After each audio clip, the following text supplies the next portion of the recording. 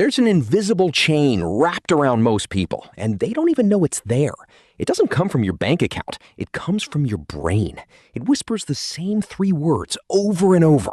I can't afford it. And here's the terrifying part. The more you say it, the more true it becomes. Meet Dan.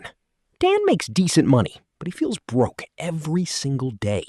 By the end of this video, you'll understand exactly why Dan can't get ahead and why you might be trapped in the same loop right now. Stick around, because the fix is the opposite of what you'd expect.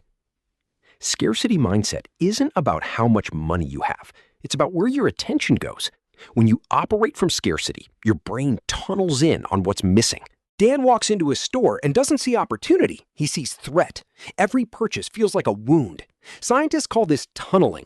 Your mental bandwidth shrinks, and you literally lose the ability to think long-term. Studies on scarcity found that worrying about money can drop your effective IQ by up to 13 points, the same as losing a full night of sleep. So Dan isn't lazy or dumb. His brain is being hijacked by fear, and a hijacked brain makes desperate, short-term decisions. Here's how the trap closes. Fear makes Dan grab the quick fix, the payday loan, the impulse buy that feels like relief, the cheap thing that breaks and costs double later. Each short-term escape makes his long-term situation worse.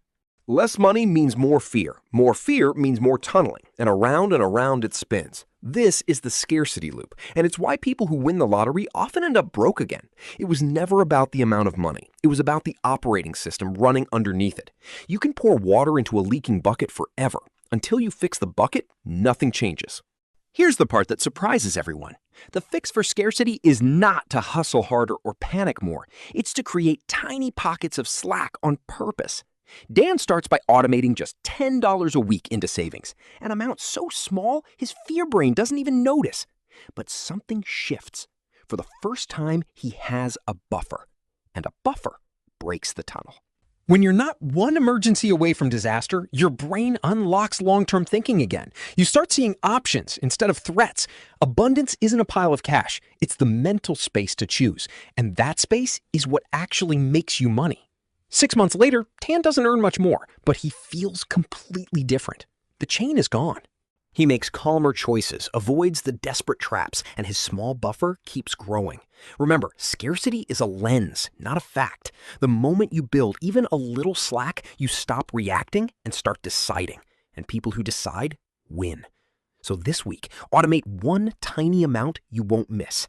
It's not about the $10. It's about proving to your brain that you're safe. But scarcity is only half the story, because some people stay poor even when they know all of this. And the real reason isn't laziness, willpower, or intelligence. In the next video, I'll show you why poor people stay poor. And I promise it's not what you think. Hit subscribe so you don't miss it.